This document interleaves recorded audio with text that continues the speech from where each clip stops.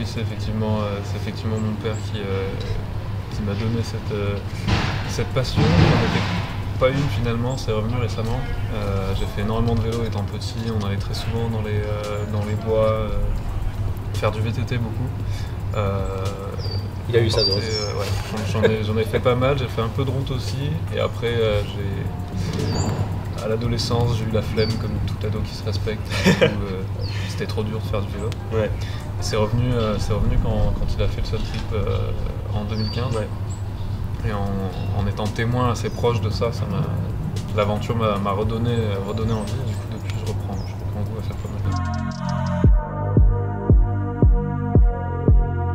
Je pense que c'est l'humain qui m'a beaucoup touché, parce que du coup, j'ai suivi énormément l'aventure de très près. J'avais un écran de mon ordi au boulot qui était tout le temps avec la carte, avec le petit icône pour voir comment se passait le parcours.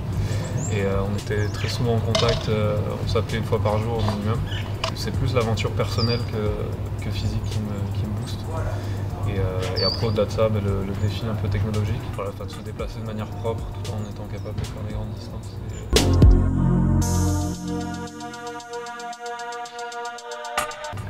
Alors ça c'est la particularité, chaque fois que je fais du vélo, que je fais de la randonnée en montagne, dès que je pars suffisamment longtemps, souvent c'est avoir les pensées qui défilent, je dirais, au rythme de l'humain. C'est-à-dire qu'on se retrouve déconnecté du monde dans lequel nous vivons, il faut toujours aller très très vite. Et là, j'ai la sensation, en tout cas le ressenti, de retrouver un rythme qui m'est propre. Sans contrainte, je n'ai pas le téléphone parce qu'il est coupé.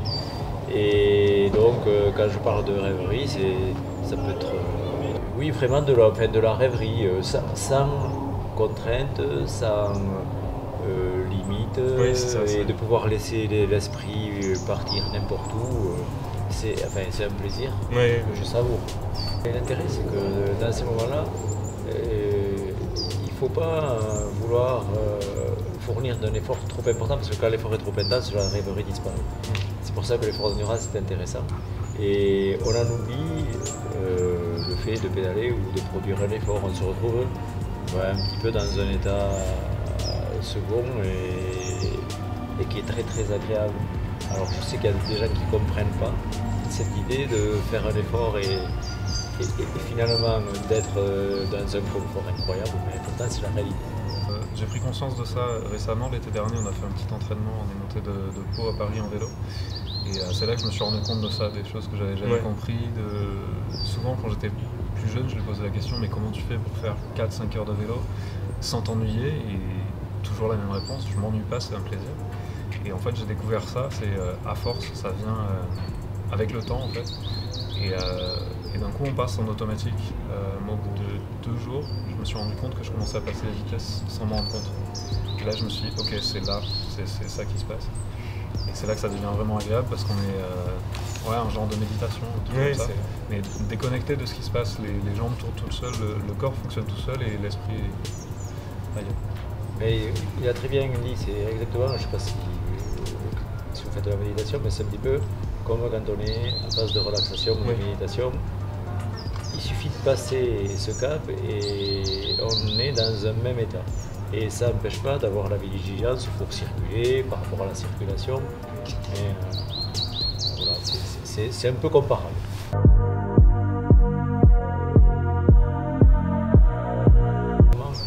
Et où je m'aperçois que les gens sont sensibles, c'est quand je circule. Dès que je m'arrête, il y a toujours un petit attroupement autour du vélo, et quel que soit le lieu. Que ce soit un milieu urbain ou un milieu rural ou vraiment dans des endroits très reculés. Et la première question qui vient, c'est mais ça va seul uniquement avec le soleil, parce que les panneaux solaires, tout le monde sait ce que c'est. Et les gens ont du mal à croire que ce soit possible. Et puis ensuite, la question qu'ils posent, mais vous venez d'où? Et quand je leur dis d'où je viens et le nombre de kilomètres qui ont été accomplis, ça leur paraît stupéfiant. Mais du coup, ça les amène à s'interroger. Et les plus sensibles, je trouve, ce sont les jeunes, puisque là, je vais souvent dans des écoles primaires avec mon vélo. Et la première question et la première remarque des enfants de CM2 qui ont une dizaine d'années, c'est comment on peut faire pour protéger notre planète, pour faire en sorte de réduire les émissions de gaz à effet de serre, et ils se disent voyager de cette façon-là, imaginer des véhicules de ce type-là, c'est quelque chose qui apporte quand même un plus.